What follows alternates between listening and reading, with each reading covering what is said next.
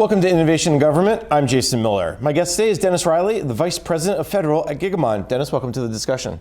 Thank you, Jason. Before we get started, let me set some context for our conversation today. When it comes to cybersecurity, I think there's two ways to measure agency progress. The first is straight numbers. If you look at reports from agency inspectors general or the Government Accountability Office, agencies still have a steep hill to climb. For example, in the December 2018 report, GAO found only 6 of 24 agencies met all 9 of the cross-agency priority goals for cybersecurity. Auditors also found most of the selected 23 agencies that they looked at have not fully implemented the tools or services available through the first 2 phases of the Homeland Security Department's Continuous Diagnostics and Mitigation, or CDM program. But then there's the second way to measure agency progress, and that's around impact. Over the last 2, maybe 3 years, how many federal cyber incidents have we heard about, have made big news? You know, Dennis, I'll be honest, I have a hard time thinking of many that cyber incidents these days that make the big news. Now, whether we're becoming numb about it because there's just so many, or maybe we just don't remember them, or whether agencies just aren't being as public as they used to be about it, that's hard to say. But I think there is definitely a feeling across the federal sector, based on how agencies survived WannaCry, not Petra threats, and the visibility from tools under CDM. Agencies are in a better place today to protect their data and their networks against cyber attacks than ever before. But we know cybersecurity requires agencies to be in constant state of vigilance and improvement. So how do they get there? And what role does CDM play in taking over for agencies over the next few years? Well, again, that's where my guest comes in. Dennis, let's talk about CDM, Continuous Diagnostics and Mitigation, major administration priority. They're making some progress. I sound like a GA report, progress made, more progress needed. What's the current state of CDM from your perspective? Well, I do think progress is being made, but as you say, the adversary never sleeps. So how do you keep up and get ahead? That's the challenge. I think what we're hearing from agencies is they still need more funding and they need more technology. People are important as well. There's some initiatives from the Trump administration on that, but that's going to take a while to have an effect. I do think that the agencies are looking to technology to be a force multiplier that they can deploy quickly. We've seen a good example of that recently. Office of Personnel Management, through CDM gap fill in the current phase, made some major acquisitions for next generation network packet brokers and other cybersecurity tools to plug some known holes that they couldn't address during phase 1 because there simply wasn't enough budget support. So progress is being made, but the enemy doesn't sleep, so there's still a lot to do. Now, I think that's a great example you bring up about OPM and gap fills, because I know one of the important things about CDM was, especially the defend piece, which is the latest set of RFPs that have been out, is to do those gap fills. Is that where agencies are at today? You think most are kind of looking at, okay, what went well in phase 1 and phase 2, but what are our needs, immediate needs today? Some still have gap fill requirements, but I think the program office and the agencies are looking forward to things like securing the cloud and more visibility into endpoints with network access control. Next generation packet brokers play a role in both those areas. You need to be able to secure and see all your network traffic on the physical network, your virtual environment, and now with more and more agencies shifting workloads to the cloud, you have to be able to extend that visibility into the cloud, because you need to be able to see if there's a breach, if there's lateral movement, could be command and control, staging for exfiltration, or if data is being exfiltrated as well. And the other area that we're seeing a lot of emphasis is we have to be able to handle encrypted traffic, because 70 to 80% of the traffic now is encrypted. If you can't see into that encrypted traffic through something called break and inspect, you're blind to too much of the threat. When you talk about encrypted traffic, are you talking more than just HTTPS traffic, or are people actually adding whatever SHA 256 or whatever it is now these days to their traffic? So you're looking at SSL and TLS traffic, and what used to be considered a secure channel is now a threat vector. And so the adversaries have figured that out. They can now masquerade in those encrypted channels and go largely undetected. Some of that happened in the OPM breach. And that's one of the reasons why it took so long to discover the breach. So that's a big area of emphasis that we're seeing from different agencies, both in DoD and on the civilian side. And that brings us actually, as a great segue to the cloud discussion too. You talk about a lot of agencies are looking at how to secure within the cloud. And it's not the clouds themselves they're worried about, or is it the data that passes in between? Meaning, if I'm sending an email to Dennis and then I have to go out of my cloud into your cloud, what part of the cloud are we looking at security? Because we already have FedRAMP, so we know those clouds are secure, or they should be. So what are we talking about, the traffic? So you make a great distinction there, Jason, because it's a shared responsibility model. The cloud service providers, the Amazon Web Services, the Googles, the Microsoft, they're responsible for security of the cloud. But the security of the data and the applications in the cloud remains the responsibility of the federal agency. So the Chief Information Officer and the Chief Information Security Officer and the head of the departments and agencies remain responsible for the data. So they have to be able to see the data even if it's in the cloud and make sure they're protecting it. If you can't see it, you can't secure it. So they need pervasive visibility on the physical network, the virtual space, and out into the cloud as well, because they're responsible.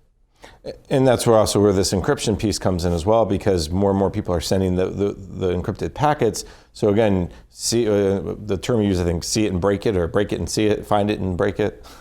Break it, inspect. I ruined it, didn't I, for you there for a second? What are there tools out there currently that come under CDM that let you do both the security of the data and the systems within the cloud, but also the break and inspect piece? There are, and Gigamon happens to be one of them. And we talked about the Office of Personnel Management a minute ago.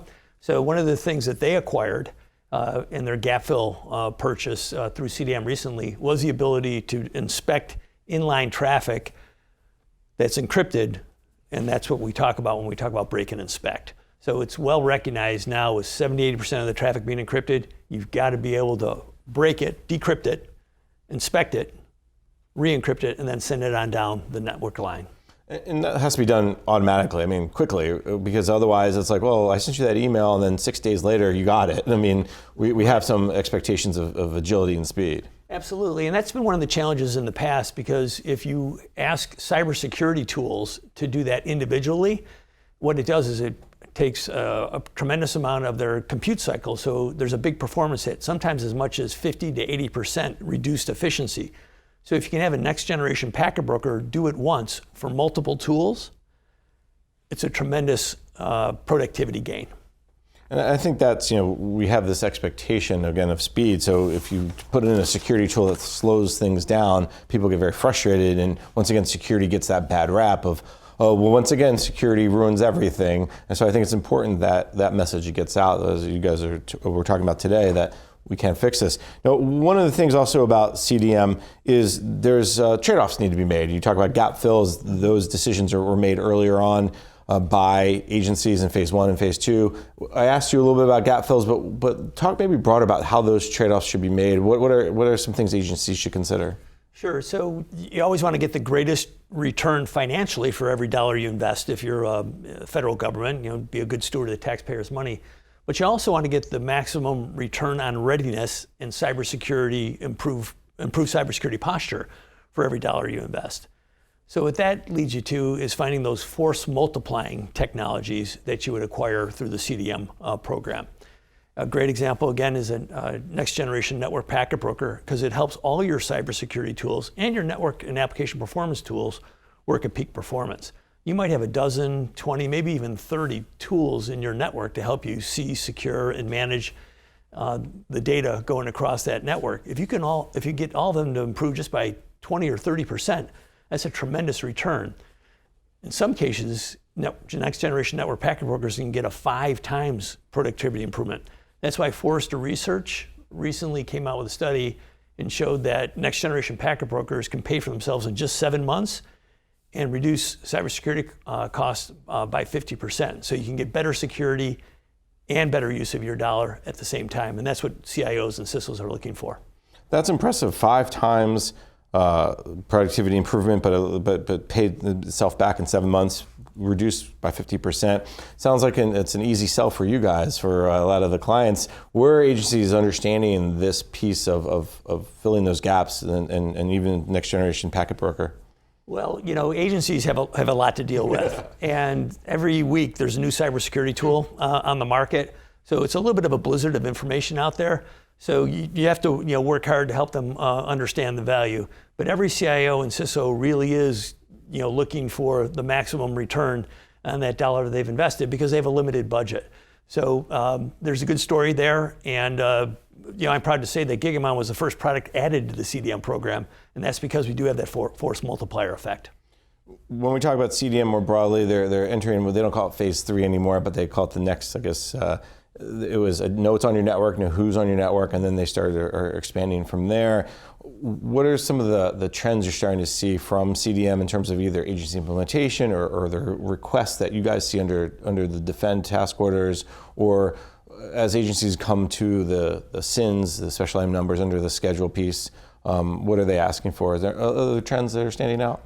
Well, in addition to the ability to do the break and inspect that we've already talked about, ability to see into the cloud is important as well. And of course, agencies, because of the challenges they face, the threat from the bad actors, always want it to go faster. And I think the CDM program office is doing a good job on turning things around more quickly and also being more responsive to the agency needs. A lot of these requests for services are agency initiated. Because the agencies are on the front line, they know their requirements best. And I think the systems integrators and the CDM program office under Kevin Cox have done a good job at being responsive to the agencies in that regard. I think the one big change in CDM, not just the acquisition perspective, but they really are trying to listen more to the agencies. And I think that's important because initially this idea of one size fits all almost, or one size fits many, was a hard road for a lot of agencies to go down, because in the end, even though they grouped them together, group A and B and C and D, they weren't always all the same. And I think that they've shifted, and I think they deserve a lot of credit, as you said. As we talk about CDM and going forward, are there big challenges that you as a vendor face over maybe what agencies? We've talked a lot about what agencies face. So, one of the things that we pride ourselves in industry, and Gigamon in particular, is being innovators. So we're always, listening to our customers and offering solutions that they need.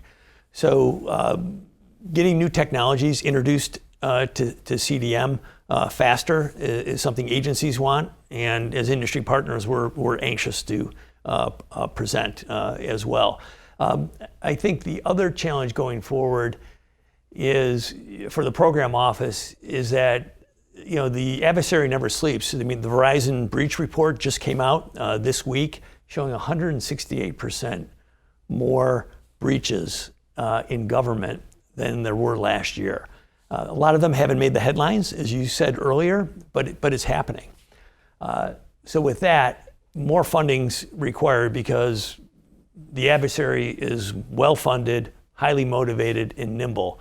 And they work at cyber-relevant speed. Our government doesn't always work that way. It's not designed to work quickly. But if you consider us to be on something of a war footing in cybersecurity, we probably need to change the way our government responds to that, both in terms of resources available and the speed with which we react to the threat. It's interesting, you brought up funding twice. Now, I remember years ago, you probably remember Karen Evans, who now is over at the Energy Department, but when she was at OMB, she would say, and then that cyber funding back then was only about, I think it was $6 billion a year in the civilian world at the very least. And she said, there's plenty of funding, you just have to reallocate it. Do you get a sense that agencies are so tied up in protecting legacy systems, and this maybe takes us down a path of IT modernization a little bit, but that they really can't peel off money to protect against new threats or against new, to get off that technical debt side of the discussion? Right, so there's been quite a few reports saying 80% of the standard agency IT budget goes to maintaining legacy systems. So as agencies are going through digital transformation and looking to modernize their infrastructure, there's not a lot of money left over. But that's where I think a program like CDM becomes even more critical, because that was Congress's way of giving a booster shot to cybersecurity. I just think we need a stronger booster shot, because the adversary just keeps investing more and more in terms of machine learning, round-the-clock operations, and it's just very challenging for us to keep up. We can't hire enough good people and retain them in government. We have to keep working on that, but we really need to use force multiplying technologies to help us get ahead, or catch up, get ahead, and stay ahead. You brought up the work that the administration is doing around cybersecurity and workforce. There's a reskilling academy. There's a new executive order as well that just recently came out around workforce. So they're trying to do some changes, but as you said, it's going to be a while until that catches up. In the meantime, I think a lot of agencies are looking at AI, at machine learning, and even at automation as the key here. So I think there's an opportunity, which is good. There is, and underlying all this is that you need to be able to know who's on your network, know what's happening on your network, and be able to see how the data is transversing the network. If you can't see the data, you don't know what's going on. So you have to have that pervasive visibility in the physical network and the virtual environment and into the cloud so that you can see, defend, and manage your network. You want it to be secure and operate at a high level so that your customers are satisfied with the performance they're getting out of their applications. It's that balance, absolutely. Dennis, let's take a quick break and come back. We can jump into some other topics that are hot in the cybersecurity world. You're listening to the discussion Innovation in Government, sponsored by Carahsoft on Federal News Radio, part of the Federal News Network.